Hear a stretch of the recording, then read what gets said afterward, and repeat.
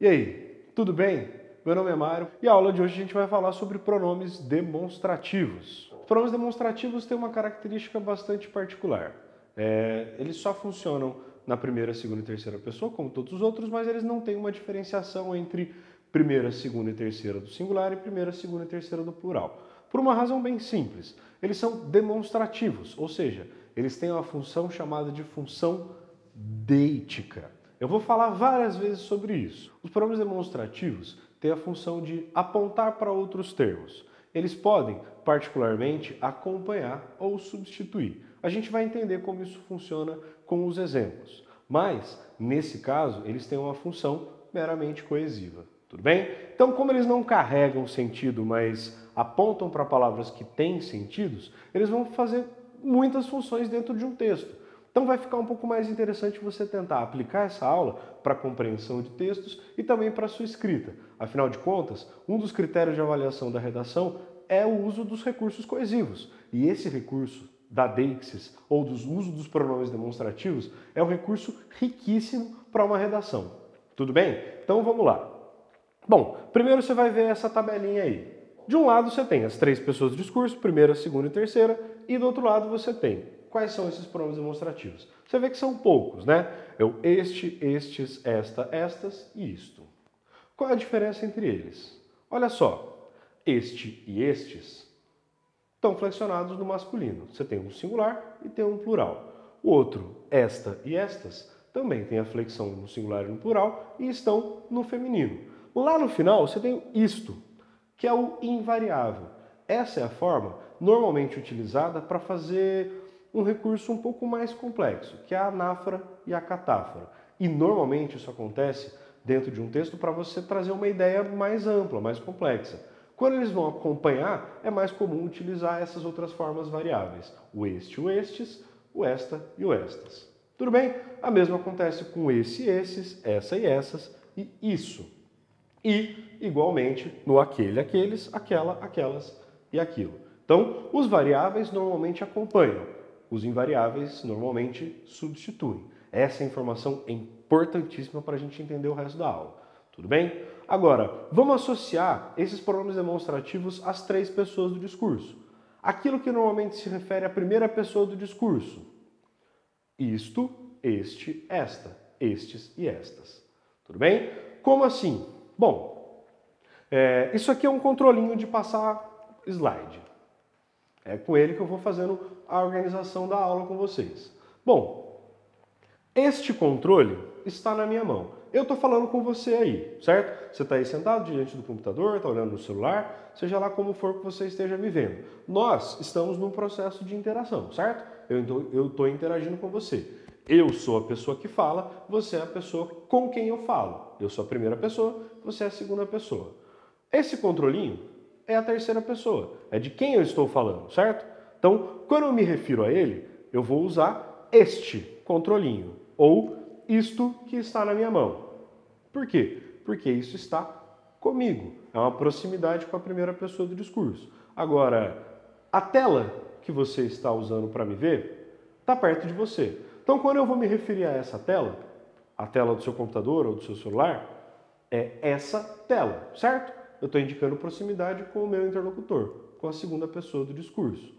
Agora, quando eu vou me referir, por exemplo, a outra aula, aquela aula que eu falei sobre os determinantes do nome, que eu citei um pouquinho dos pronomes demonstrativos, aquela aula, essa aula não está comigo, não está com você, ela está lá na trilha do site. Então, é aquela aula. Ela não está próxima de mim, nem próxima de você. Ela está distante de nós dois, e eu me refiro a ela. Então, aquela aula, porque ela está longe. Então, eu posso me referir a todos esses elementos indicando proximidade em relação a eu e você. Guarda muito essa informação, porque isso vai ser retomado quando eu estiver te mostrando isso dentro de um texto. E por falar em texto, vamos dar uma olhada no primeiro exemplo aqui. Olha essa frase. Nasci em 1970. Nesse ano, o Brasil foi tricampeão do mundo. Na verdade, eu nasci em 1986. Só que como o Brasil perdeu em 1986, eu preferi mudar esse exemplo, tá? Bom, nasci em 1970. Isso indica que faz bastante tempo, ok? O Brasil foi tricampeão do mundo em 1970. Para evitar a repetição do 1970, eu posso me referir àquele ano, ou a esse ano, ou a, dá para dizer, este ano. Vamos entender? Olha só, nesse ano é o ano que eu já me referi, certo? Nesse ano de 1970. O Brasil foi tricampeão do mundo. O que você espera que eu comece a falar a partir de agora? De certa forma, eu poderia usar também o naquele ano, já que é um ano que faz bastante tempo. Mas se eu sou, por exemplo, se eu fosse, na verdade, um professor de história e fosse começar a falar sobre a relação entre aquela seleção de 1970 e a política nacional, ao uso dessa vitória na Copa do Mundo para fins políticos pelo governo Médici daquela época. Eu estou te aproximando daquele ano, então eu vou te puxar para uma época longínqua com esse pronome. Se eu digo naquele ano, parece que a gente já está distante dele.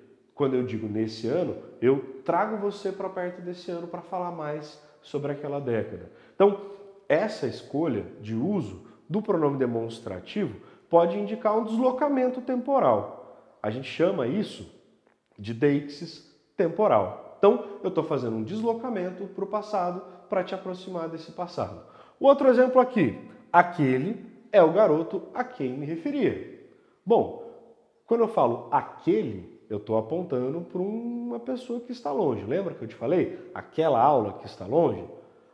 Se eu dissesse, por exemplo, esse é o garoto a quem me referia, eu estou trazendo ele para perto. Você espera que ele esteja perto. Você está vendo aqui no vídeo, não tem nenhum garoto, né? Então, eu prefiro dizer aquele porque eu estou apontando para algo que está distante de mim e de você. Certo? Então, noção de proximidade, de espaço e de tempo. A gente já vai ver isso acontecer também no texto. Beleza? Alguns exemplos para te mostrar outras relações de tempo.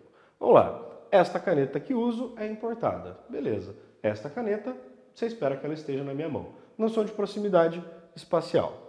Nesta tarde, estou trabalhando demais. Por isso, nesta noite, vou descansar bastante. Esse nesta tarde e nesta noite refere-se a uma proximidade.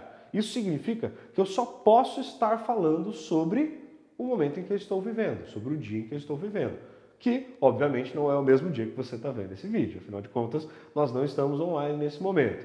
Então, nesta tarde e nesta noite refere-se ao dia em que eu estou vivendo, não necessariamente o seu. Se nós estivéssemos ao vivo, conversando pessoalmente, provavelmente, se eu dissesse nesta tarde, estaria super ok, porque aí a gente está falando sobre o dia em vigência. Tudo bem? Proximidade temporal. Agora, quando eu uso essa outra frase aqui, ó, essa camisa que está usando é nova? Estou fazendo uma pergunta, certo? Eu posso usar esta camisa? Presta atenção, é uma pergunta, eu estou perguntando para você. Então, se eu digo essa camisa é nova e eu estou perguntando sobre a sua camisa. Não sobre a minha, até porque a minha é velha. Mas se eu quisesse fazer a pergunta sobre a minha camisa, você acha que essa ou esta camisa? Exatamente. Se eu estou falando sobre a minha camisa, eu tenho que dizer esta minha camisa é nova. Estou te perguntando, você acha que ela é nova? Mais um exemplinho. Essa noite dormi mal. Não vejo a hora de chegar em casa e dormir cedo. Pegou o exemplo? Essa noite. A qual noite eu estou me referindo? A noite que eu vou dormir hoje ou a noite que eu dormi de ontem para hoje?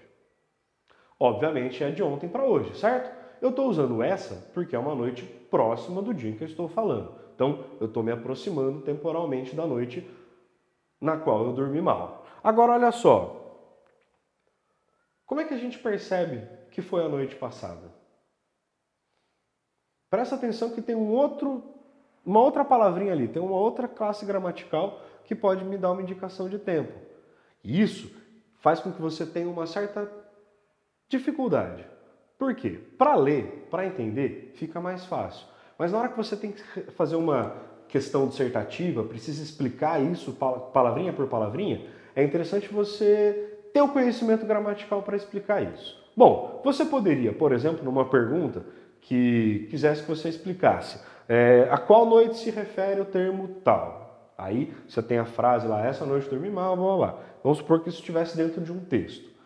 Para você explicar que foi a noite anterior ao momento da escrita dessa frase, ou do momento que o autor dessa frase falou essa frase, você pode usar tanto o pronome demonstrativo para dizer que é uma noite próxima, mas você também pode usar o verbo que está conjugado no pretérito. Então, o verbo está conjugado no pretérito, indica que é passado, e o pronome demonstrativo mostra que é uma noite próxima do dia em que isso foi dito. Tudo bem? Para explicar isso, é importante você ter bastante desse conhecimento gramatical, associar as duas coisas, a conjugação verbal e o uso do pronome demonstrativo. Beleza?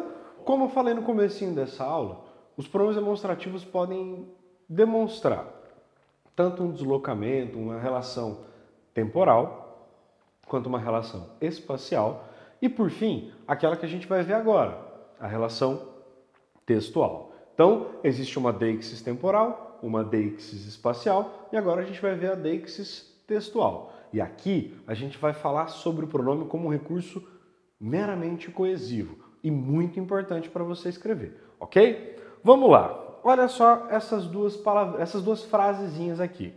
O problema é este, a assombrosa impunidade. Ou a assombrosa impunidade, dois pontos, é esse o problema.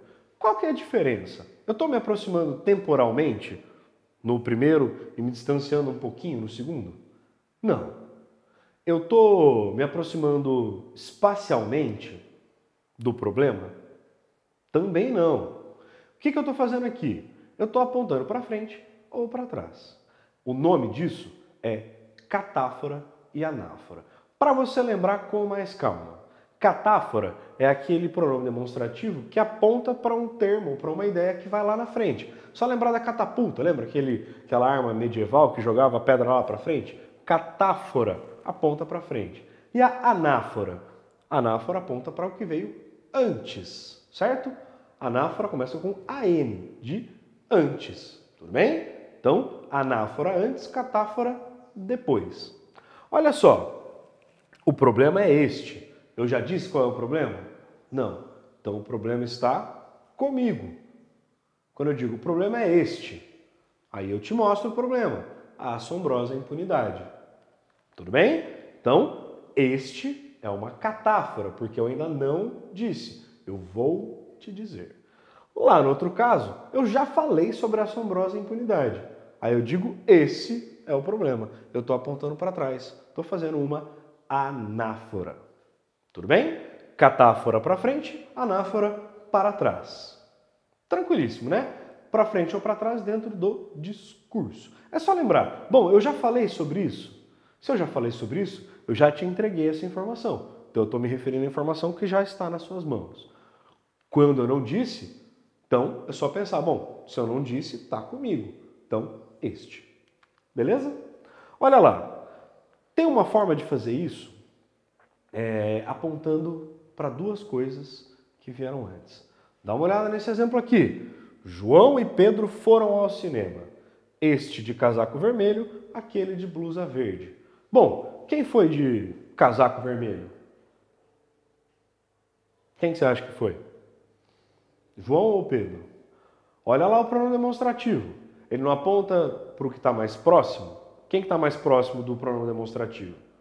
Lembra lá na aula de física que você aprendeu que tudo depende do referencial? Então, aqui é o referencial. O referencial é o pronome demonstrativo. Então, o termo que está mais próximo dele, ao qual ele pode se referir, é Pedro. Então, Pedro estava de casaco vermelho.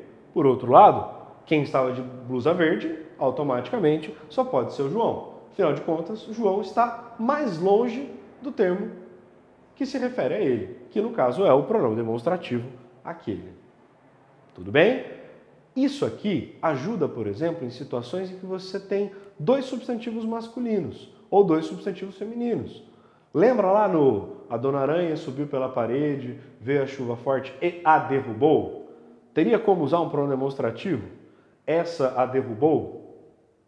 Ou derrubou esta ou aquela? Nesse caso, é mais interessante que você use apenas a anáfora dupla quando você tem dois termos e você vai se referir aos dois. No caso, a chuva forte só se referia a um desses dois termos. Então teria que ser aquele pronome demonstrativo a, que no caso é um pronome pessoal oblíquo. Tudo bem? Então, ele é, na morfologia, um pronome pessoal oblíquo que tem função de demonstrativo, porque aponta só para um dos termos dentro da frase. Beleza? Isso é uma deixis textual. Para fechar, a gente só vai ver alguns outros exemplos mais complexos para você se aprofundar um pouco nos seus estudos. Olha lá, eu acabei de te dar um exemplo de uso de pronome pessoal oblíquo na função de pronome demonstrativo. Aqui eu vou te mostrar outros exemplos. Sei o que eles fizeram. Esse o aponta para onde? Eu sei o quê? O que eles fizeram. E o que eles fizeram? Não sei. Como que eu não sei? A palavra que de certa forma responde o que foi feito é esse o que está aí, que é um pronome, no caso, demonstrativo. Demonstra o que é. Só que se eu não quero dizer, dependendo do que acontece dentro da frase, eu não quero, não preciso, não posso dizer, eu uso só esse pronome demonstrativo para me referir a ele, tudo bem? Depois a gente vai estudar o que é esse que também é um outro pronominho, mas vamos com calma. Nem tudo o que dizem é verdade. E o que dizem? É esse o que está aí. Como se refere a muitas coisas, eu uso só um pronome demonstrativo para me referir a essas várias coisas. É o famoso isso, isto, aquilo. É aquele invariável, que se refere a uma ideia ampla. Nesse caso, ao invés de usar isto, eu estou usando o. Nem tudo o que dizem é verdade. Nem tudo isso que dizem é verdade. Então, perceba que esses pronomes oblíquos, quando podem ser substituídos por pronomes demonstrativos, eles exercem função de demonstrativos. É bastante comum você encontrar questões de vestibular em que vão te perguntar qual é o pronome demonstrativo. E se você fica lá com a cabeça fechadona, olhando só para, eu tenho que achar esse, esta, aquilo, aquele, aquela, você não vai encontrar a resposta. Ou então, vai ter ali, dentre as possibilidades, uma resposta com aquilo com um desses termos que não está ali, que não aparece no texto. Tudo bem? Então você presta atenção. Pode ser que um pronome oblíquo esteja exercendo função de pronome demonstrativo. Aí você vai ter que encontrar ele lá e fazer a substituição dentro do texto. Por isso é importantíssimo ler o enunciado antes de ler o texto para fazer a questão. Tá? Você já sabe o que é, já viu as alternativas, já viu que você não tem como achar isso muito óbvio, e aí você vai para o texto para fazer essas mudanças, ok? Pronomes demonstrativos podem aparecer na forma de pronomes oblíquos, beleza? E, por fim, uma das maiores dúvidas que sempre aparecem sobre pronomes demonstrativos. Você já chegou num prédio, chamou o elevador e aí do lado tinha uma plaquinha dizendo: antes de entrar no elevador, verifique se o mesmo se encontra neste andar. Bom, você tem aí dois pronomes demonstrativos. O neste, porque se refere a uma deixis espacial, que é onde você se encontra e onde você está lendo aquela mensagem. Então, neste andar. Só que o problema está no mesmo. Olha só. Essa frasezinha aqui, eles mesmos reconhecem isso?